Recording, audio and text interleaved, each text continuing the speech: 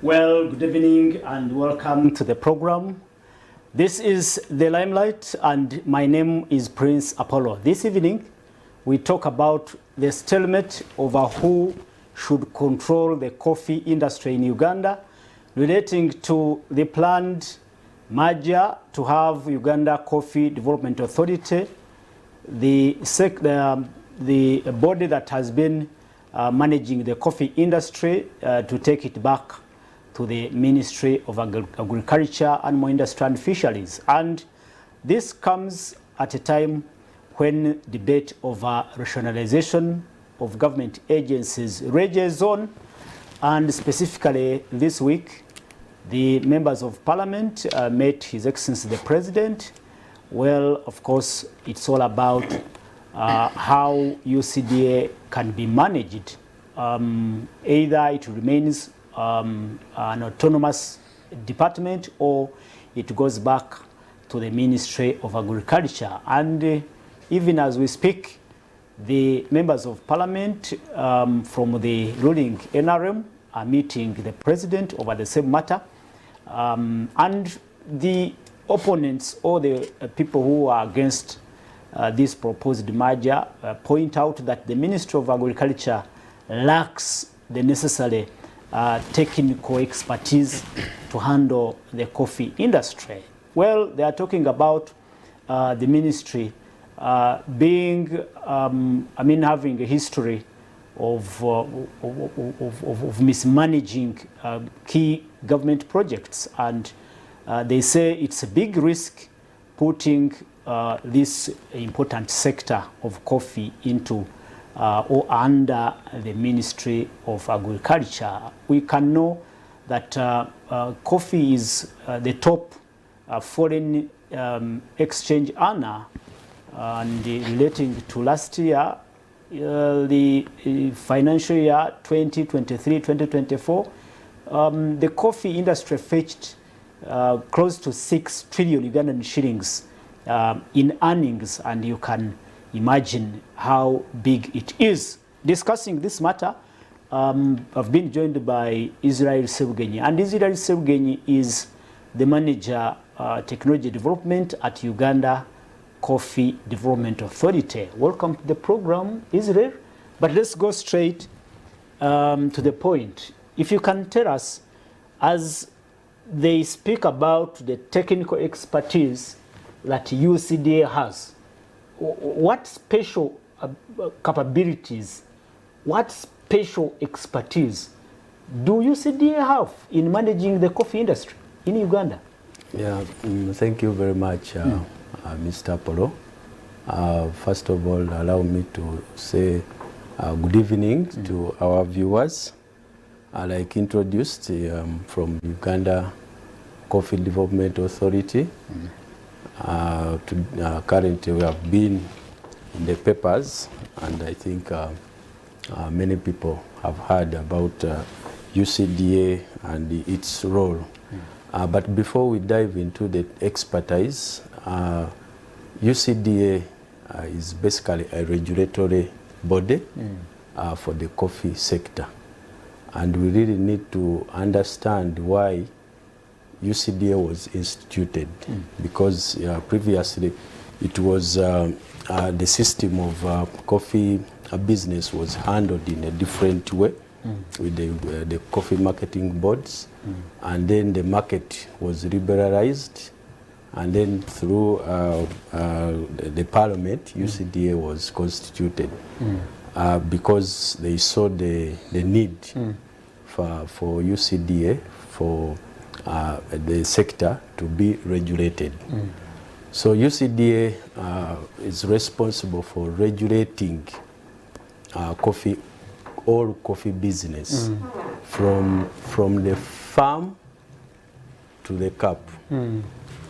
So it is our mandate and role to carry out that business along the value chain. And you find that doing that requires training to do that. You know, you can't, they can't just get anyone to do the regulation and the promotion, you need to really understand the crop. So UCDA has over the years invested in a lot of people, skilling them, capacity building to ensure that quality, because I want to emphasize the quality issue, because it is the quality that makes the price of coffee.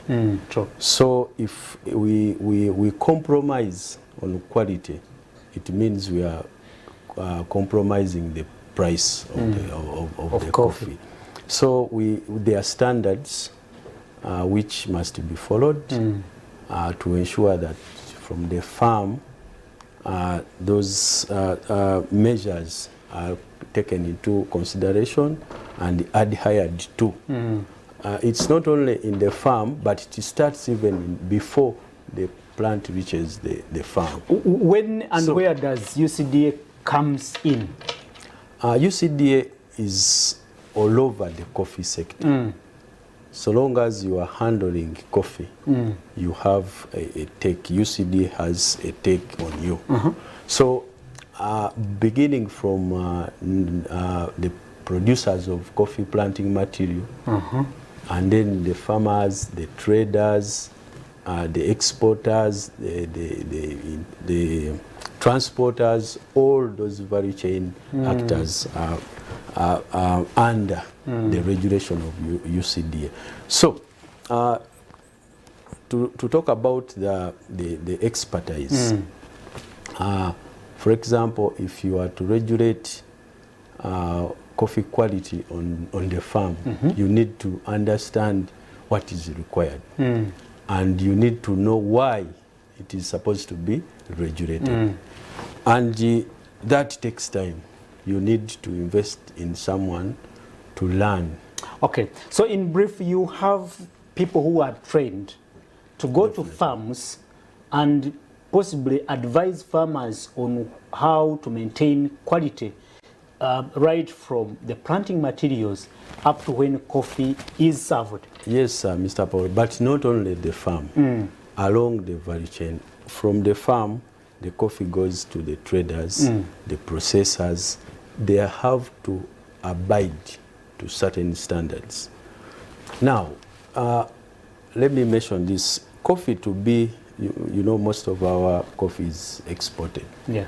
Over 90% is exported outside. True. And the coffee is, I want to compare it to football.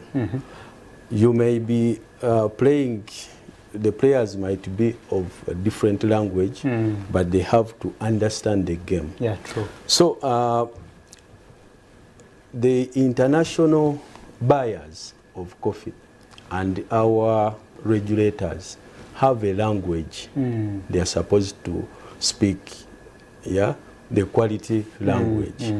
Recently, Uganda UCDA laboratory in excuse me, in Lugogo was given a status of a high-profile status to grade the Q certificate, quality certificate, recognized by the Quality Institute, the International Quality Institute. Now, this lab, by issuing that certificate, it means you can train, you can understand the language of international coffee trade.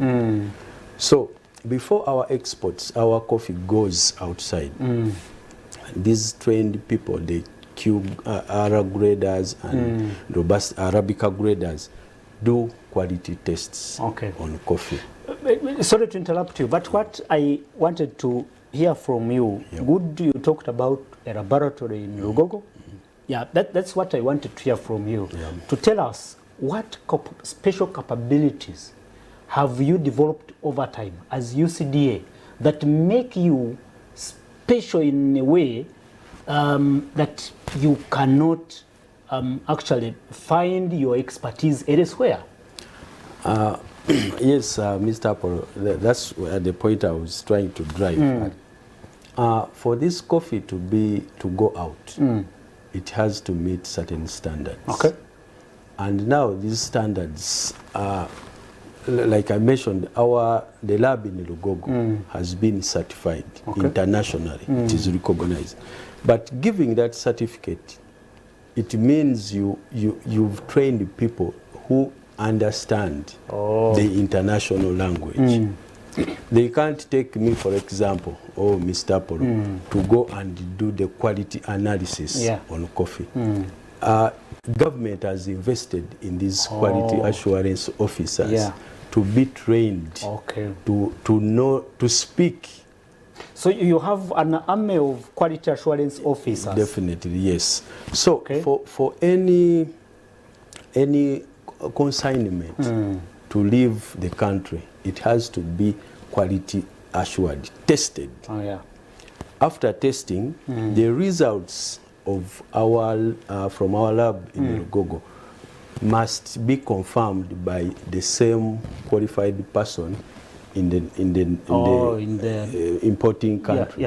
So if those results are not tally, then there are issues now. So that's why these people are very important, because it is a skill. It involves a lot of sensory analysis and then skill to really detect, see and use the training to separate the different profiles of the coffee. Yeah, so it is not something you build in a day, and it doesn't mean that the training, once you are trained, you pass. You may fail several times, and so those quality people are few, and then they are trained over time. Yes. You have quality assurance personnel in laboratories. It's one or several of them? It is one. It is one. Let's go down to the farmers now. Yes. Where or what expertise have you built over time to ensure that right from the level of farmers, coffee comes out with the right quality? Or of right quality? Yes, Mr. Apollo, thank you very much for the question. The coffee crop is a wide crop.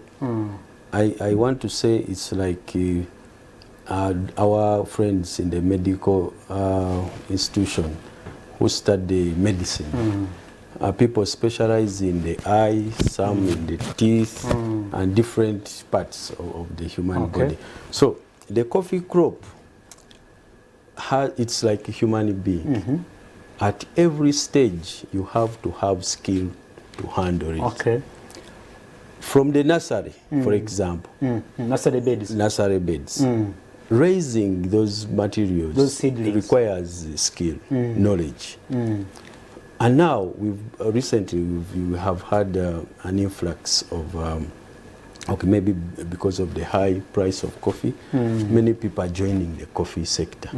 But some of them are corporates who don't understand anything about the crop. You don't just go in a crop which you don't understand. People over time, government through UCDA, over time has invested in different capacities of building capacity to analyze the agronomics, for example, to do with management of the crop, and on plant health, like human beings, coffee also gets sick. These people are the doctors of the crops. So do you have personnel, I mean, across the country or at special levels of administration to ensure the coffee farmers get perhaps advice on how to grow coffee well? Yes. UCDA has extension workers. We call them, according to the Act, Coffee Act, they are called coffee extension officers. These are deployed in all coffee growing districts. Currently we have about 126 coffee growing districts. Wow. We are not in every district. You find one officer maybe is handling 2 districts, of course, which is too big for them.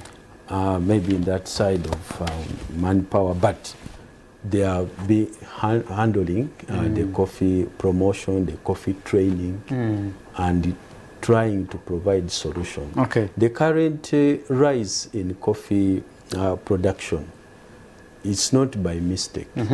It is a result of a lot of effort by not only UCDA, but of course being driven by UCDA and other players. We have other actors. So we have, for example, part with research. They develop the varieties. Okay. You have to promote the varieties, but still you have to differentiate these varieties. So UCDA, it is a skill. UCDA also develops research and has a department of research that does exactly what you've talked about. Yes, in our mandate we are we supposed to support research. Yes. So we work with NARO through the National Coffee Research Institution, and then fund research to generate technologies. Now, after they have been generated, our staff are trained in these technologies through UCDA and of course the government of Uganda. And then these people are supposed to go and demonstrate and train farmers to adopt, to use these technologies. So it is not something you do in a day. So you've built capacity over time. Yeah, that's it. So the capacity of these people have been built over time, which you can't just get in a day. It has taken a lot of taxpayers' money. So you can't just have it in a day. Like I mentioned, the doctor, you don't just become a doctor in a day. So these are people who have become coffee plant doctors, coffee quality assurance officers, and then it is along the value chain, those who inspect factories. There are those who even inspect stores. And stores. They are looking at certain attributes, not just going to see. They are looking out for certain attributes that compromise the quality. The molds, for example, the molds, we call it the materials in which are spoiled. I've forgotten the name, but it's all about quality and maintaining good quality. So they look out for certain attributes. We need to wind up, but you are the manager of technology development. Yes. What special technology do you manage at UCDA? Or have you developed at UCDA? UCDA develops technologies through funding research. So the technologies that are developed by research are promoted by UCDA. So it is our role to promote improved varieties, to promote innovations, to promote good agronomic practices. But you cannot promote what you don't know. So you have to learn, because the mandate of research is to develop, to generate and put on table. So now, taking it to the beneficiary, it is the responsibility of UCDA. So technologies like the resistant planting materials, the insect traps, the good agronomic practices, the packages, all those, even agro inputs developed for increasing coffee production and productivity, all are developed under UCDA. Are promoted by UCDA. Okay, quickly talk about the potential limitations or the limitations that you face as UCDA. Well, the UCDA has been credited for doing much to promote, and of course coffee is doing well. We are doing well in terms of coffee development and exports, but could you have limitations in your work as UCDA according to your mandate?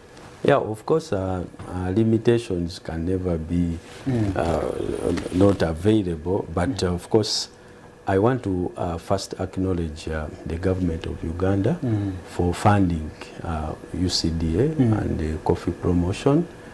The funding may not be adequate, like enough, but we want to acknowledge what we are receiving. I mentioned that we have 126 districts, coffee growing districts. Yes. You find some don't have staff. You find one staff, staffing gaps. Yes, one staff is handling. And it becomes a challenge to coordinate. Okay. Any other challenge, because we have only less than a minute to now close. In production, of course, we are still challenged by pests and diseases. Okay. We are trying to use all approaches, integrated approaches. What about value addition? Yes, value addition is also, we have, of course, our farmers have limited access to finance, and you find most of these equipment for value addition are a bit expensive, so they can't be. And other challenges like climate change, it is a big challenge for now, and it is affecting coffee production, and we want our coffee to be, yes. Thank you so much, Israel Sebugenyi, and Israel is the Manager, Technology and Development at Uganda Coffee Development Authority. One of those bodies, actually it's only one body that oversees the coffee industry in Uganda. My name is Prince Apollo. We were talking about the stalemate that still ensues on who should control the coffee industry as debate rages on along the proposed merger to have UCDA go back to the Ministry of Agriculture, Animal Industry and Fisheries. We wait to see how it goes, it pans out. But well, thank you so much for tuning in. Let's wait and see how it goes. But coffee remains our top most foreign income earner. We should not risk anything about it. Let's catch up again next Friday in another edition of the Limelight. When I get out, we'll have a Misinji with Pastor Rosa Subijingo, but later on, the news at 9 will come, and later we'll have Canaan Land bringing us live with the overnight. Good evening, God bless you, and God bless Uganda.